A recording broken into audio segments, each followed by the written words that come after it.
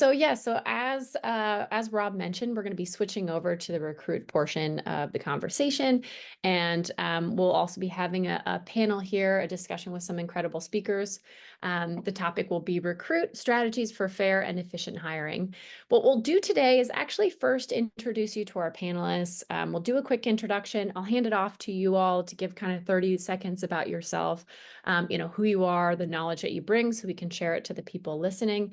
And then we'll dive into some questions submitted ahead of time.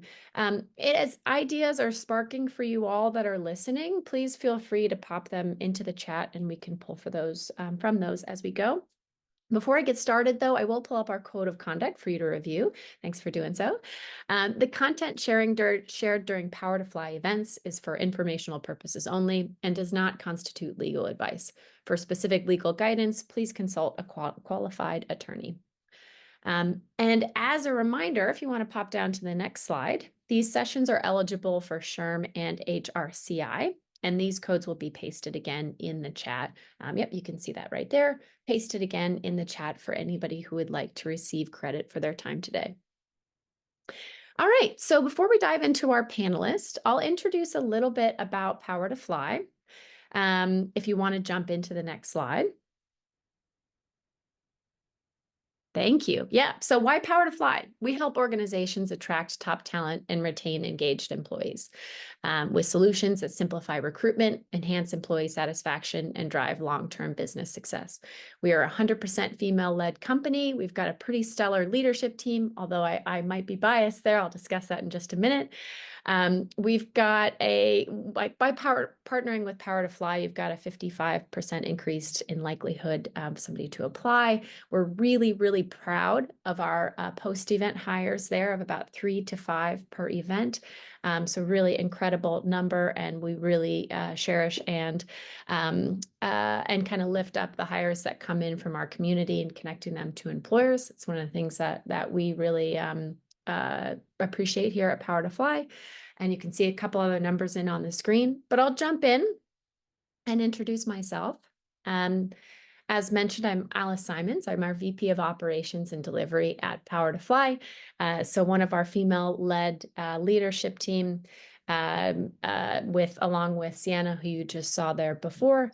I've been around for, Power to Fly itself has been around for 10 years now. I've been here since 2022.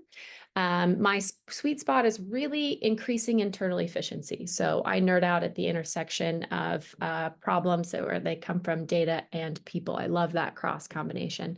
Whether that be in budgeting, in data transfers and processes between departments, or lately these days, optimizing the delivery process and how we're managing that in between talent acquisition, recruiting, right, or retaining, depending on what we will deliver. So that's a little bit about me and the background that I come from. I'll introduce next another Power to Fly team member, who is Lena, and she manages our talent acquisition team. If Lena, you want to give a few seconds there. Thanks, Alice. Nice to see all of you today here. Thanks for joining. I'm Lena. I'm located in Argentina. I've been a talent acquisition manager at Power to Fly since 2021. And so it's been like 4 years now, and it's been an incredible journey.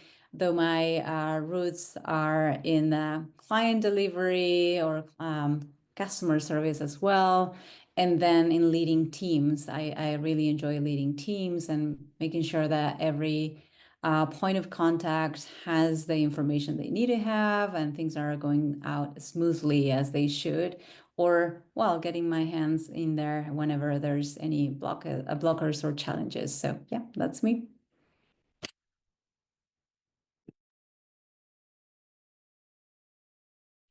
Amazing. If we can jump to the next on the slide when you get a minute. We've got Krista. Hi, everyone. My name is Krista Tan. I'm one of the co-founders of Talent Collective. So I've been in talent acquisition for over 15 years. I spent a majority of that on the agency side, was lucky enough to land at an agency that I really adored and loved and was able to grow with. So by the end of my tenure there, I was running the company. It was about a $40 million business. So I learned a lot about the business acumen and side of of talent acquisition as well. Then I went internal. I was head of people at a Series A startup for about 1.5 years. And while I was there, I started Talent Collective. So we'll chat a little bit more about that later, but we are a community for women in the recruiting space. So here's a quick slide on that. But essentially, we've been around for about 2 years. We have in-person networking events in over 15 different cities all over the US and Canada, and we're launching soon in London. So if anyone on the call is in London and wants to come, please reach out. And then we have excuse me, a ton of virtual networking opportunities, but also professional development opportunities for women in the recruiting space. So we've got a mentorship program and a bunch of peer masterminds, but really our two main goals are connecting relationships and then professional development for the world of TA. Thanks for having me. And I'll just hype up Krista and Talent Collective a little bit further. I signed up for their newsletter after we met a couple weeks ago, and it's a great resource. So beautiful events, great way to stay connected. So obviously a great organization. We'll talk a little bit more about that later. I think, Dan, we've got you next in the intro slide if you want to hop in. Yeah, my name is Dan Harton. I lead the customer marketing team here at HireEasy. And you're probably like, why is a marketing person on a TA recruiting webinar? And I was a former recruiter at companies like Amazon and Meta, and led teams there on the kind of the executive search side for the last, decade. So I talk to leaders every single day now about what's going on, what's the landscape of TA. And my main focus is understanding the customers of what's happening, but also elevating them, doing conferences, webinars, and really embracing the recruiting community to the next level. We would be nothing without the people in recruiting supporting each other, like events like this. So typically I'm on the other side of these webinars of hosting it, but I'm super excited to be on this end to share my thoughts and learn from these amazing people that are on camera right now, and excited to join for today. So thanks. Yeah, thanks, Dan. And we always love being able to highlight some of the people that we work with personally at Power to Fly, tools that we use. So this is really exciting for us as well. And I'll tell you a little bit about kind of HireEasy, just a snippet. So HireEasy is an end-to-end, all-in-one recruiting platform, and recently powered by agentic AI. And that's the core of the platform right now. Beyond sourcing, HireEasy unifies CRM functionality, pipeline analytics, recruitment marketing tools, all in one platform. It helps you kind of rediscover the overlooked candidates that were already in your ATS, expand reach into untapped talent pools, with all that personalization engagement across email, text, and so much more. So in short, like HireEasy is that all-in-one platform driven by agentic AI, but it enables recruiters to do what we do best, and that's building relationships, make human decisions, and hire strategically, while AI can do all the heavy lifting on the manual tasks. So that's a little bit about us. I love that. Thank you. And Tiana, we'll pass it over to you. Hi, I'm Tiana. I am founder of People Culture Talent. We are a firm that specializes in partnering with VCs and pre-IPO startups in building exceptional teams through people-centric practices. Prior, I was an operator for about 15 years, a little bit over. I started my career actually in nonprofit. I was a teacher in my first life. And so a lot of the holistic methodologies that I bring to a lot of the work that I do come from my background as a teacher, as a coach, helping people make 1-degree shifts to just kind of better behavior, kind of really optimize the velocity that they can move at. And as an operator, I was leading teams on the people and talent side at a couple different startups, but a few notable ones were at Notion, where I was our first people person, building us from about 20 to 600. Prior to that, I was at Lyft and then GitHub. And so been working a lot with startups of all sizes going through rapid growth, but I'm all about trying to help companies really mindfully and intentionally go into this next phase of things, especially coming out of the pandemic. Thank you, Tiana. I think we've got one more slide. If there's anything else you want to touch in on before we dive into questions. Yeah, so It's very similar to the name. We do all things people, culture, and talent.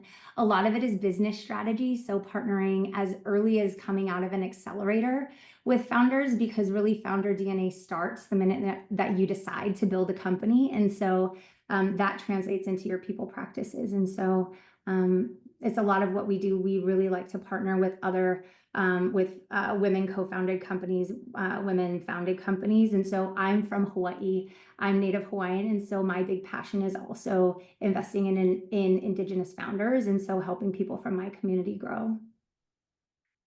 Thank you for sharing. And I look forward to hearing more as we continue the discussion, because that kind of explosive growth is very difficult to do and do well, and especially to keep that kind of people and human element. So hopefully we get to dive into that a little bit later on today. So yes, thank you, lovely moderator behind the scenes, for switching us over into kind of conversation view here.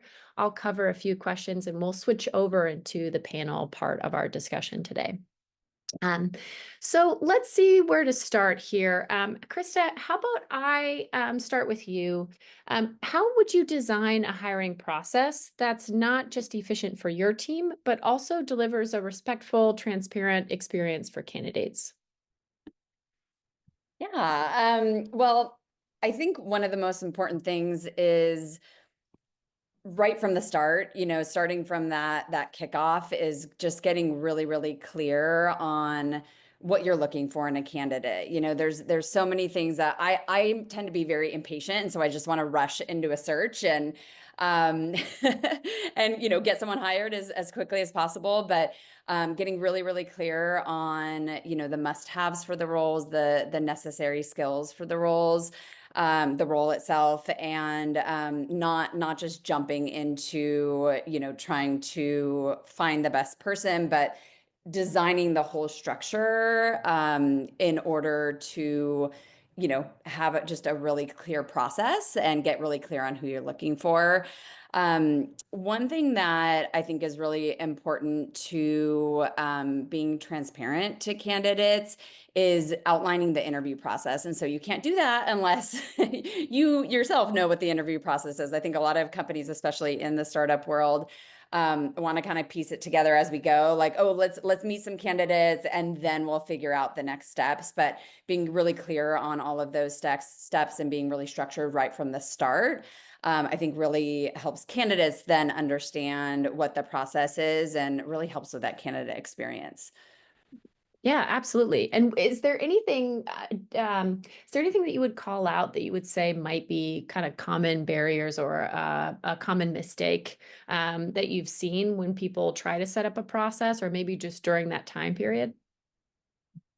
Yeah, a lot. And again, I think, rushing through the process and not figuring out even like the interview questions that you want to ask at each stage, right? So there's many different ways that you can go about it. And do you have each interviewer focused on a different skill set? Do you, weave in culture questions and kind of that like values alignment questions throughout the process? Or do you have one person focus on that?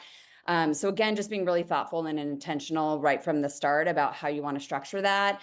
And then ideally, you can mirror that to all the roles that you're hiring for, so you don't have to reinvent the wheel every single time. So taking the time up front rather than rushing through, I think, is a big one.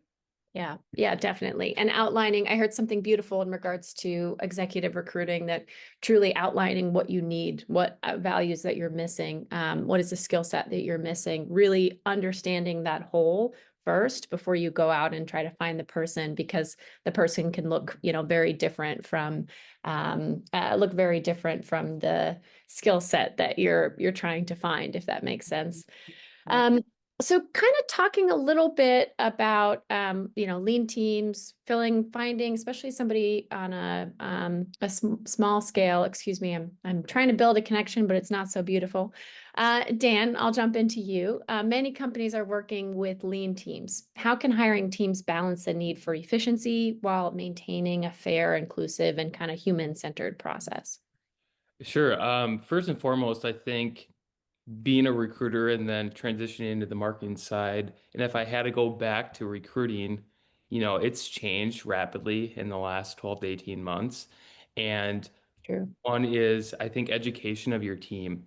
I think most recent, there was recruiters, there was sourcers, there was full desk recruiters, and identifying that, well, with smaller teams, I think it's the educational piece of what does that look like now in TA and what is a recruiter's functionality within the team. And that might look different from all different companies.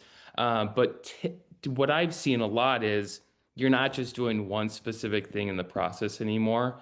Sourcers turn into recruiters, recruiters are turning into sourcers. And then also, with a lot of the organizations is consolidating their tech stacks or consolidating teams or whatever it may be, educating the current team of we need to get you up to speed on this specific technology or the next wave of AI, of how to utilize it, of not just how to utilize it from a personal standpoint or recruiting, of how are we specifically going to use it to amplify our recruiting teams. When I'm talking to leaders left and right, they said, hey, I want more AI. I want more AI in the process. And when we ask them, how are you going to utilize AI? They kind of give you a blank stare.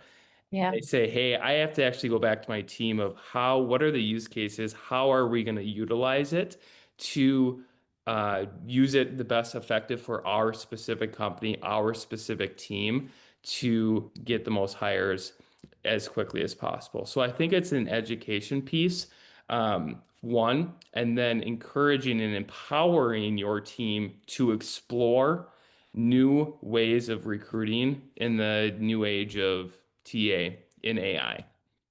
So Yeah. No, keep going, please. no, I think that's the biggest, I think, takeaway of doing that. But it also, from a maintaining a fair and inclusive and human-centered process, um, putting yourself in the recruiters or the candidates' shoes. I know a lot of recruiters right now, they got laid off and now they were on the job search for the very first time in years.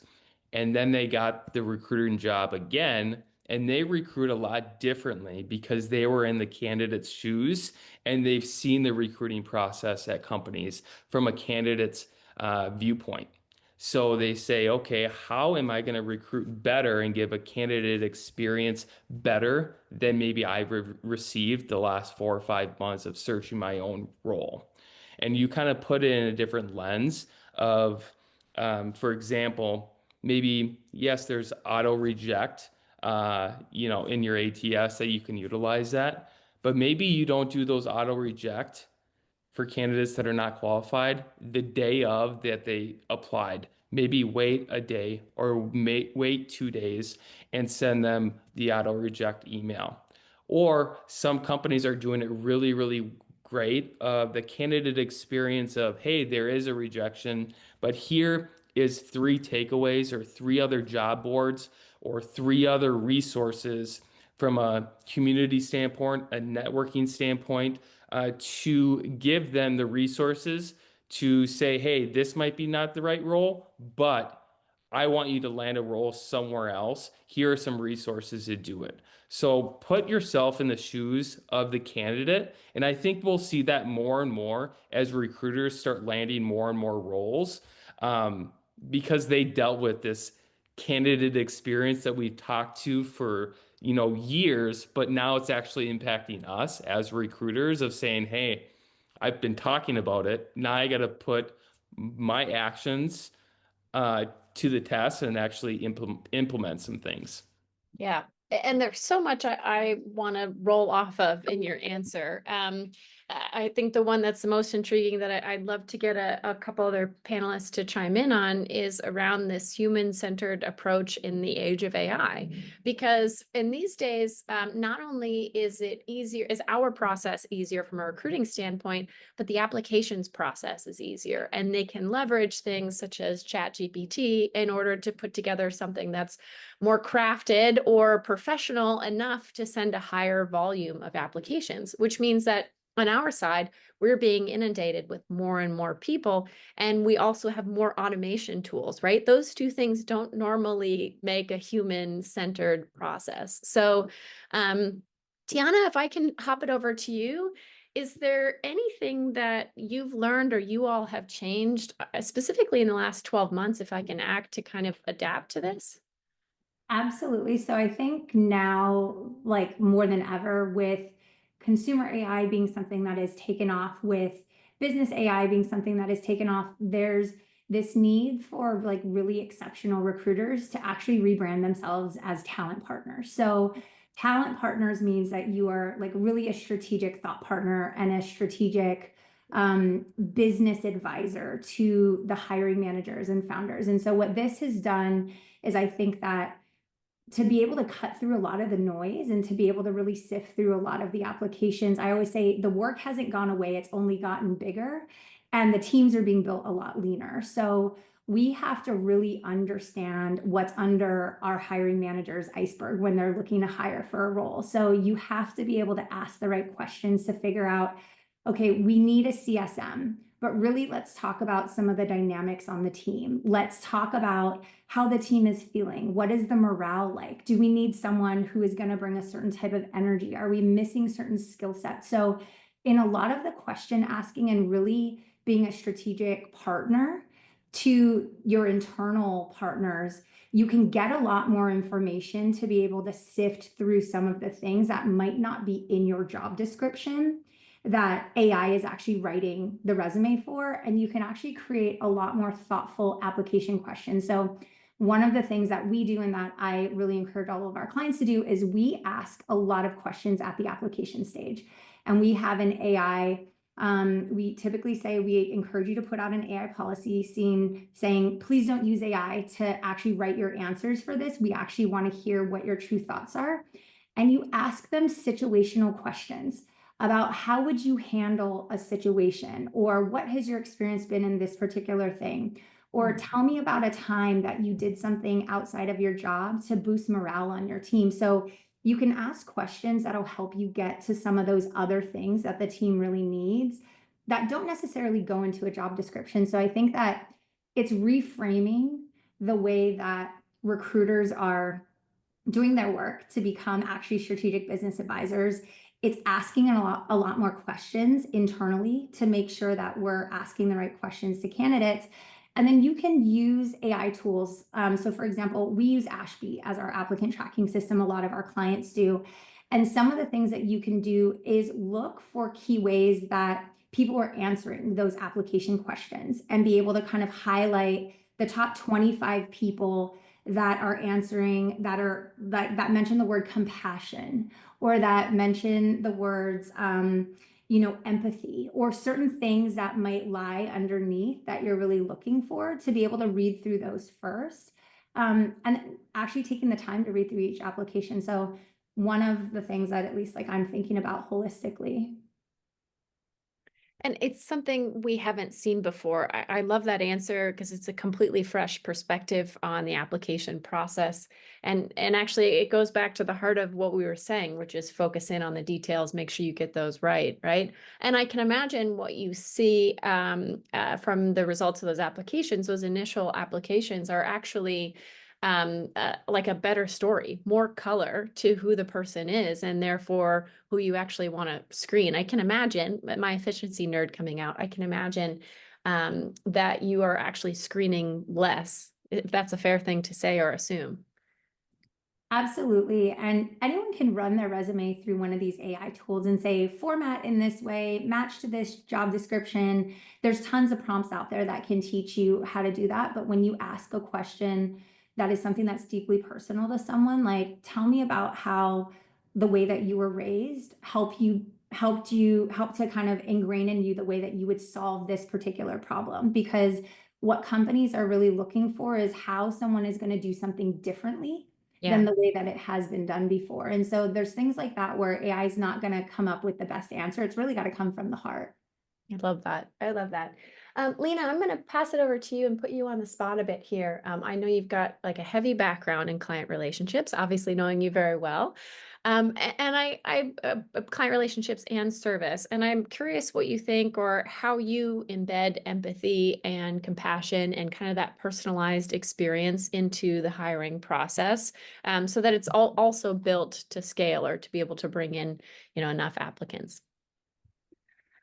Well, that's a great question. I think it's very important, as some of this might sound repetitive, but I guess it shapes the idea of what's been told so far on this call. We need to have clear processes in place to begin with. That's one of the things.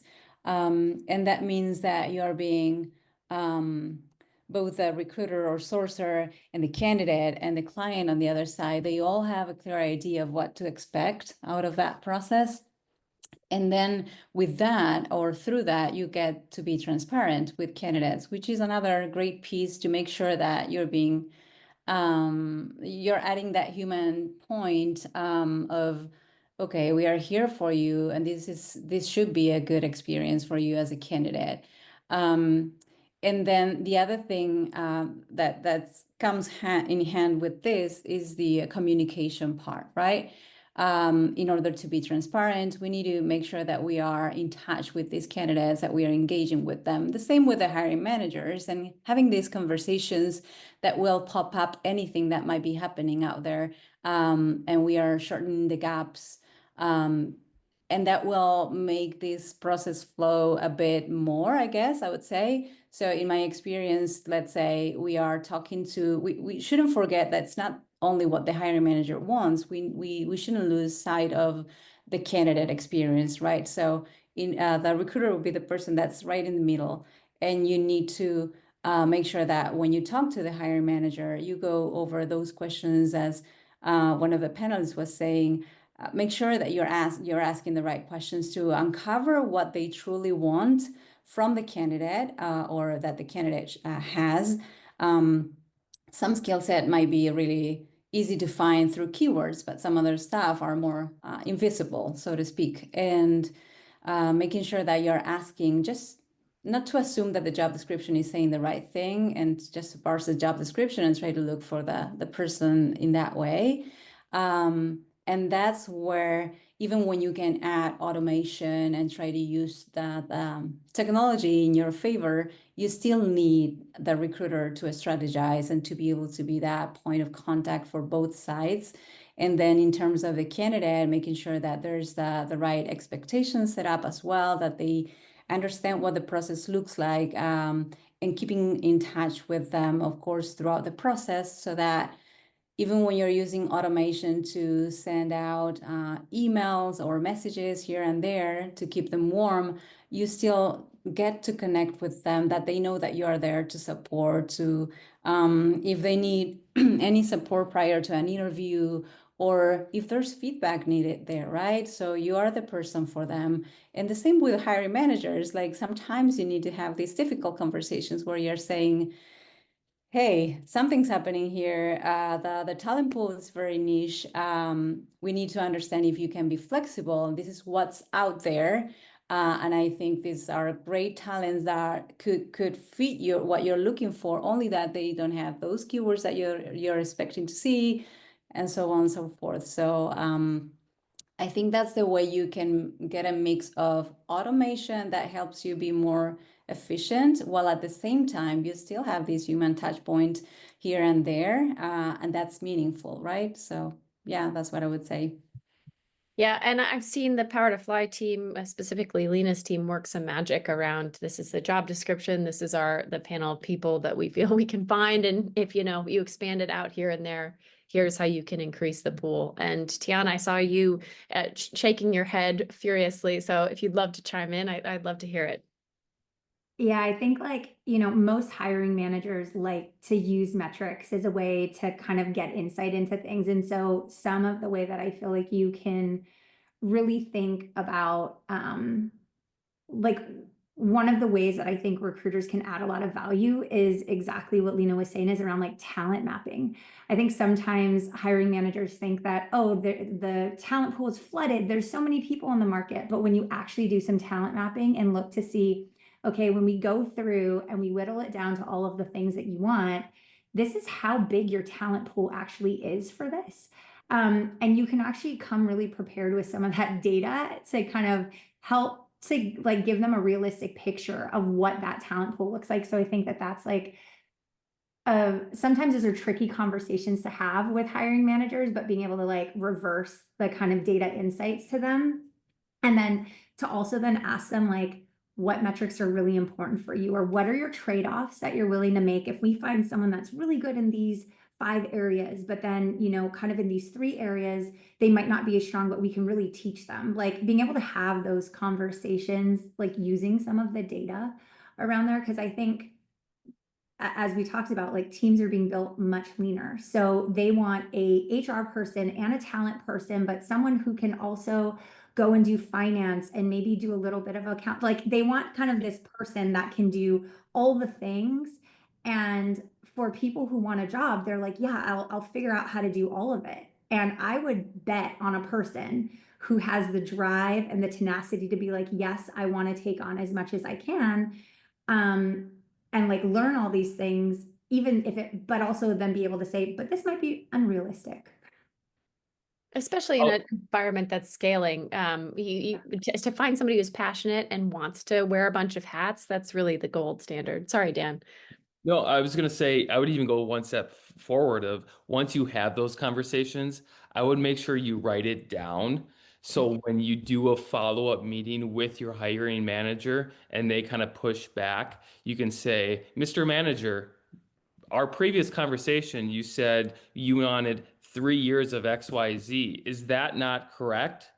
Or should we change the job description? And if you don't have it in writing, it gets lost, and typically you don't have the confidence of pushing back on the hiring manager.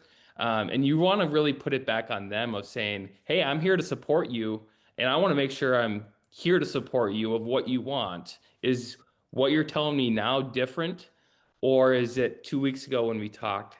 Which one is it? And they'll have to actually say it, which one they want, and give reasons. So I would say documentation of going one step further of that, an ongoing doc or however you want to do it, but document it somewhere.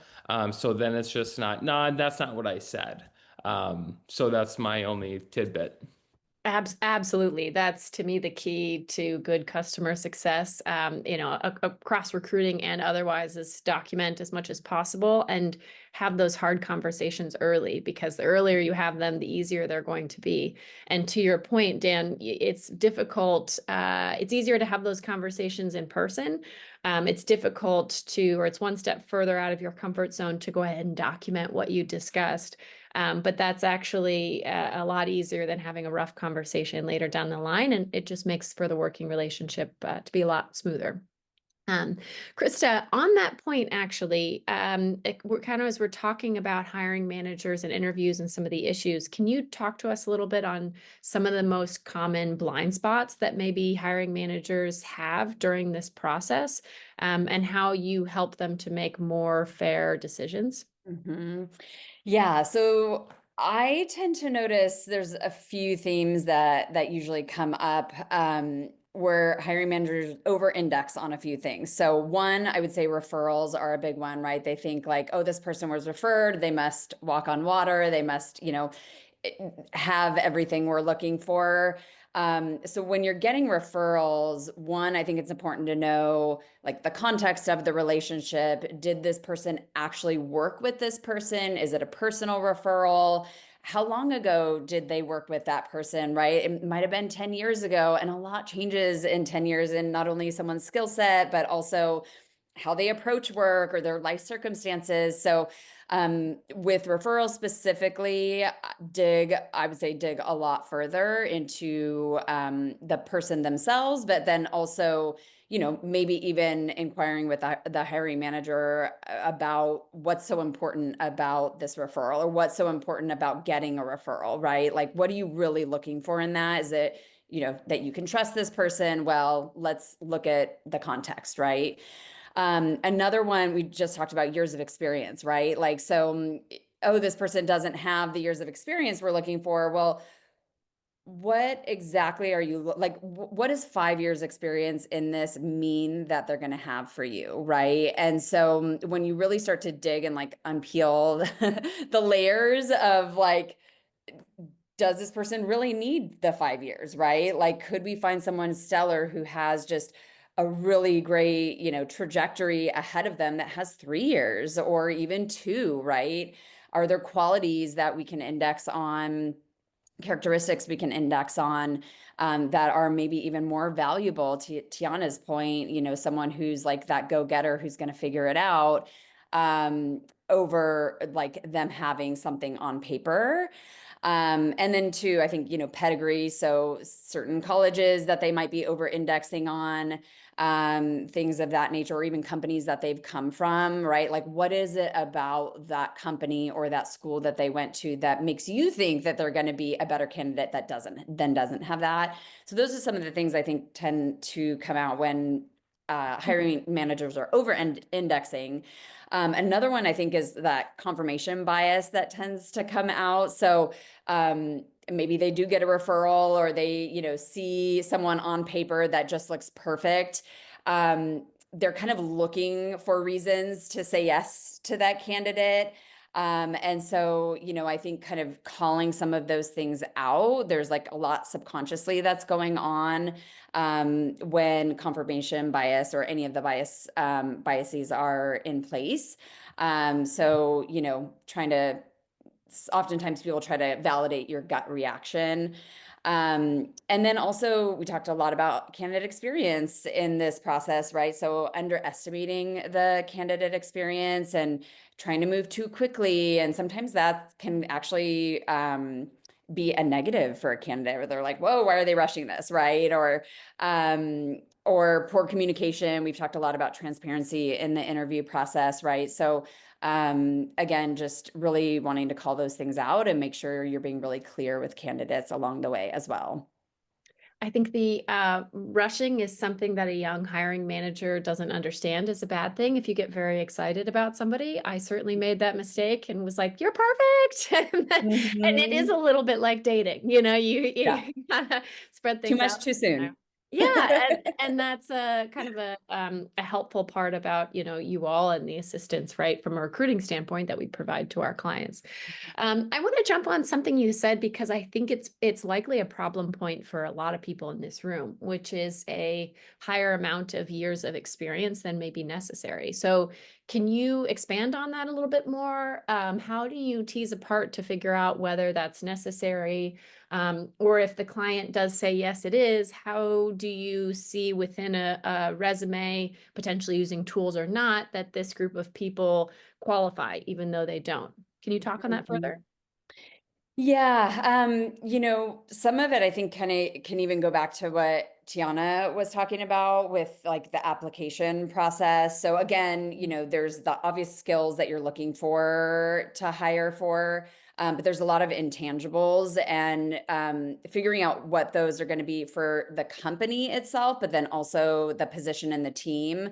And I've just recently, in the last 6 months to a year, become a huge fan of those application questions and trying to tease out things that that are important, like maybe their values alignment that are going to be critical, that you really can kind of start to see someone speaking from the heart, or this thing is really important to them, right? I think a lot of what we see in like quality of hire and someone's performance is not just that they have the skills, not just that they have the years of experience, but that they care about the work, right? If you really care about the work, you care about the company, you care about the mission or what have you, you're naturally going to want to do a better job. You're going to have that like, internal like fulfillment coming from work, right? And so I think, again, getting clear on some of those things up front so that you can be asking questions very early on in the interview process, like the application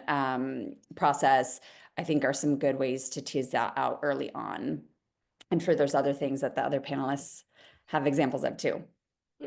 Dan, do you want to jump in, or Tiana? I think Go for it. I was going to say, I think the biggest pitfall that hire managers have, and when we're communicating with them at early stage of the process, middle stage, end the stage, is, how many, maybe in the chat, raise your hand or just put yes, of saying a manager has said, give me a rock star. I want a rock star for this position. And in my mind, I kind of have fun with the hiring manager. It's like, hey, are we talking Taylor Swift? Do we have any Swifties in the house, or Garth Brooks? Are we looking at Led Zeppelin? Like, what are we talking about? Can you define the rock star of what you're trying to say? And then the other misconception or the common pitfalls that I've seen is, they just weren't a right fit. And typically early on in my career, I would say, okay, not a right fit. Sweet, let's go to the drawing board and find another candidate. But as I matured and understood kind of the landscape and how people work, is tapping into what does the right fit mean? What does fit what does that mean in your eyes? Because we really want to focus on alignment with the company values rather than the personality preferences of the hiring manager, and really define what that means. So my recommendation is, when you hear, they're not the right fit, really push back and really define what that means. Because you want to define success in the role, not fit. But that's just kind of my experience. I'm not sure if any of the panelists ever has dealt with that personally as well, or the chat, but I always try to push back and define some things. Tiana, do you want to jump in? Yeah, I had like this idea when Krista was talking about, we know that the application questions add value. And I was like, what if one of the new practices is adding some of those questions to how referrals are submitted, where referrals have to actually answer questions to give more context, where it's not just like, how would you rate them? How do you know them? How long ago did you work with them? But like, actually be able to answer some of the questions that you would typically ask on the application question. Or for applicant tracking systems that leverage like a referral link, where you can then send them a referral link. It still shows that they're a referral, but then they go and actually answer those application questions. But that was like one idea that I had, where I'm like, oh, I'm totally going to go back and implement this. And then the other thing that I kind of heard was, I think that there's two perspectives. So when candidates are interviewing, you're almost coming from the perspective of, hiring managers and hiring teams are coming from the lens of, tell me why I should hire you. They're coming from a place of no, and you have to prove why you're a yes. But referrals are coming from a place of yes, and you have to prove why you're a no. And so bringing a little bit more equitability into the lens of, the perspective should be, we obviously reviewed your application for a reason. We're talking to you for a reason. Why don't we come from a place of yes? And then you work us down from a yes, where everyone comes in from the perspective of a referral, versus people starting at two different playing levels and having to find their way kind of to the opposite way. But that was like one thing that I thought Krista mentioned, that I was like, oh yeah, there's very different goals for depending on how you enter the top of funnel. And it's all about gamifying the way that you can get into the pipeline to figure out, am I coming from a place of yes, or am I coming from a place of no? And how do I prove myself or disprove myself in the interview process? Yeah, and it doesn't really result in a very inclusive experience, right? At the end of the day, what we all want is the best candidate in the position long term. And so if you've got bias coming in, that is going to inherently change the decision-making process, and the experience that you have with that person, depending on, to your point, if they were a referral, or if they're, if they came in through the application process more organically. So I love that you've called that out for all of us to maybe keep top of mind, because that's how we kind of work through some of our biases. Okay, as a efficiency nerd, I really want to dive into some topics around hiring at scale, and we've got about 15 minutes left. So I'm going to selfishly transition us a little bit. Dan, if I can start off with you, I want to talk about your background at Amazon and Meta, and now HireEasy. How have you seen enterprise hiring challenges evolve, especially in high growth environments? And if you can touch on especially the last 2 years, I think that would be fascinating. For sure. Where I see kind of the landscape is, a lot of people are consolidating. Like I said, mentioned before, they're consolidating their tech stack. A couple years ago, if you were a recruiter and said, "Hey, I found this cool tool, this sourcing tool or recruiting tool or whatever it may be. Do we have it in the budget?" Typically, are like, "Yeah, go whatever you have, whatever you need." Right now, we see a lot of large enterprise companies consolidate their tech stack of saying, hey, no, we're going to utilize this and this and this, and that's all you have for resources. And some people are, well, that's what I haven't used that very much.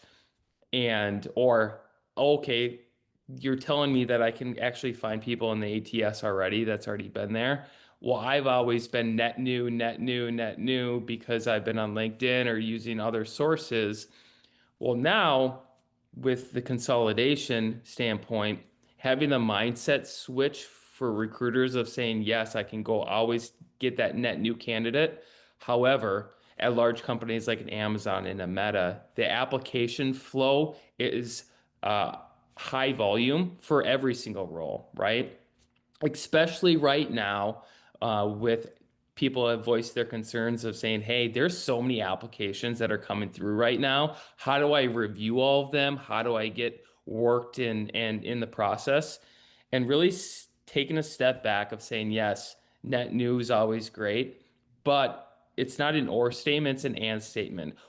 How can I utilize my internal resources, my internal database, whether it's your ATS or your CRM, to engage candidates that already been through the process before? Maybe had a conversation with a hiring manager 6 months ago and it wasn't the right fit. Within a software engineering, those companies typically they have to have a first round assessment or like a coding test. If they failed it, they can't do it for, 18 months or 2 years or whatever the parameters are. But then setting up structures in place of saying, hey, on that day that they're officially that they can take it again, why don't you do an outreach message to them and said, hey, I know you took it 18 months ago.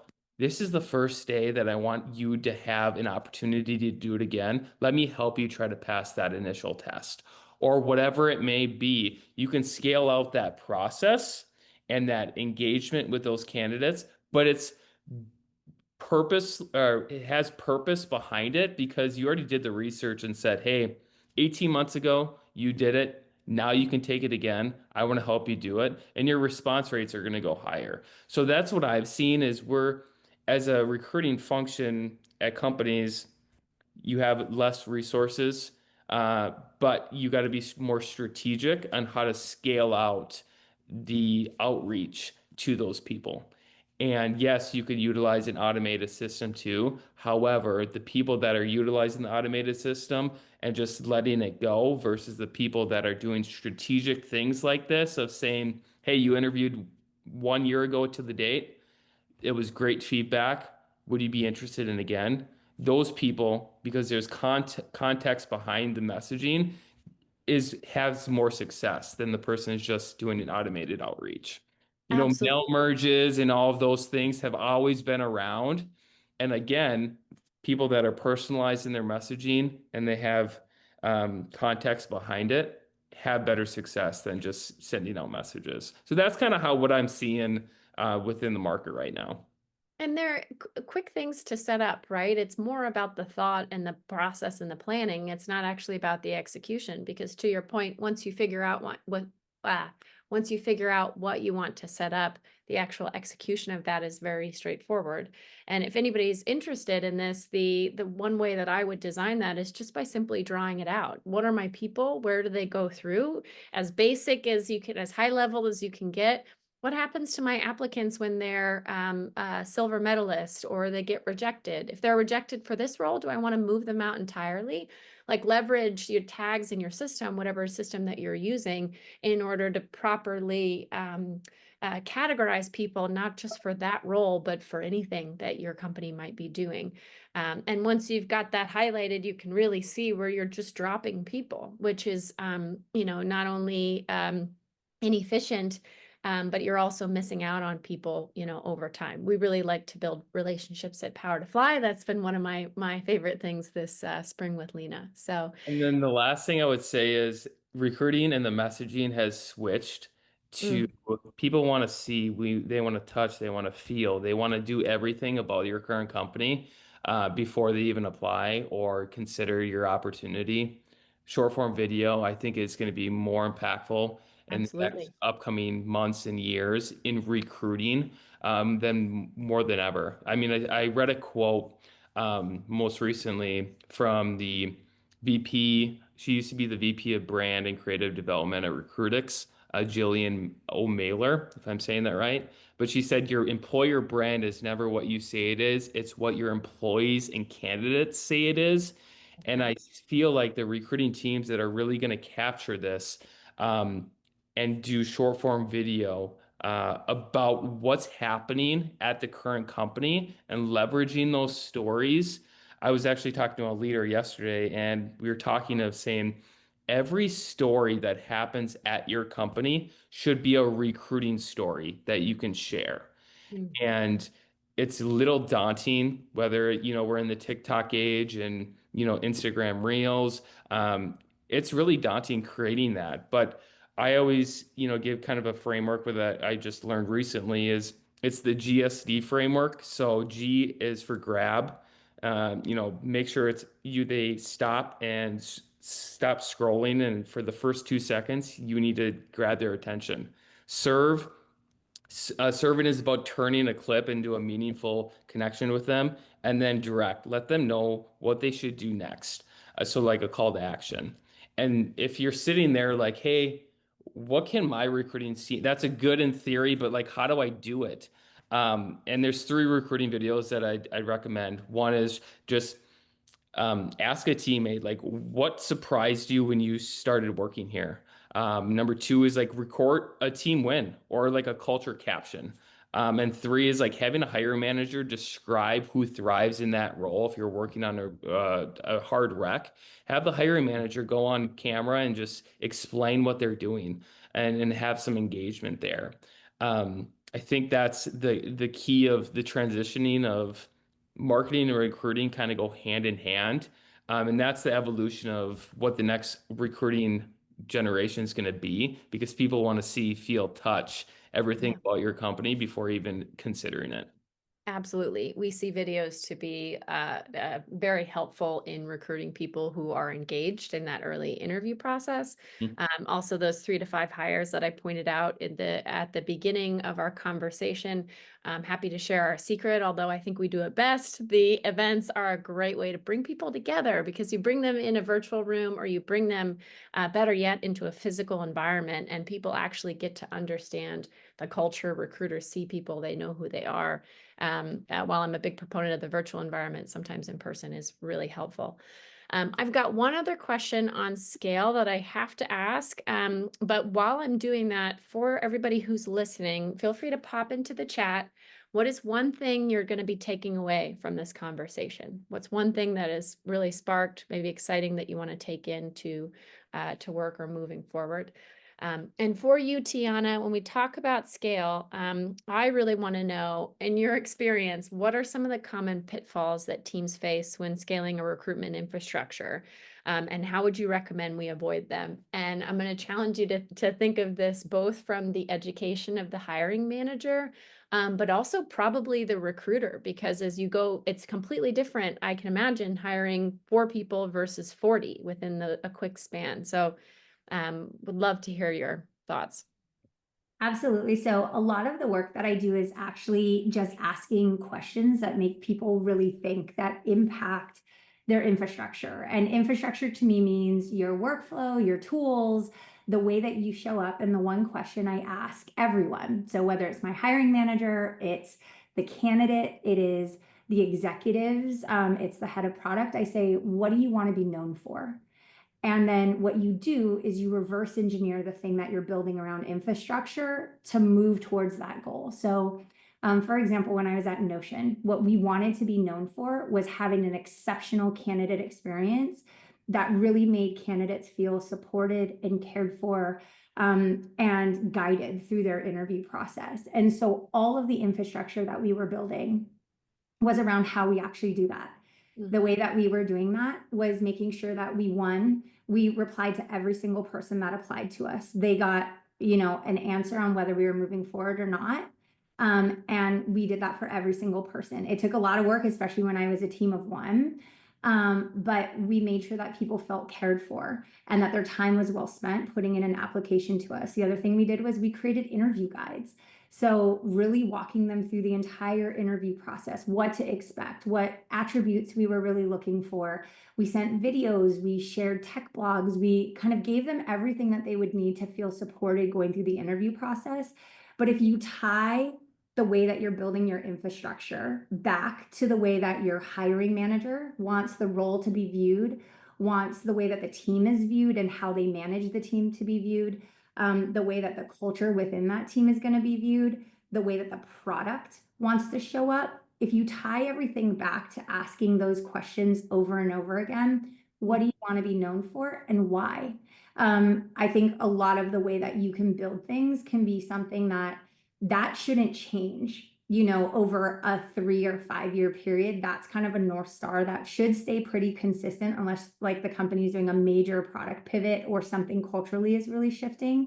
But if you constantly ask yourself the questions around like, am I building a process that is going to serve me in showing up in this way? That ties back to that. I think that you're going to constantly be evolving in a way that's going to be thinking about things creatively to aim towards that North Star. And that'll resonate with candidates. That'll show why you're different. That'll show your employer value proposition. That'll show the value in your product and why it makes a difference in the world, in your executive team. So it shows up in a lot of ways when you do simple things like that and asking the right questions. Thank you. Thank you all for sharing. I certainly have picked up a couple of tips, and I think people who are listening have done so as well. So I really appreciate y'all and the time that you've spent with everybody. Please take a minute to throw in your LinkedIn if you want to connect with the crew that's here. And of course, all of you listening, thank you guys for joining today. At this point, I think we're going to put the SHRM code up on the screen, potentially. If not, yes, amazing. Love you, San Maya. I was going to say, if not, we'll pop it into the chat for anybody who'd like to get credit for this session. And with that, I believe I'm passing it off to my lovely colleague, Sienna.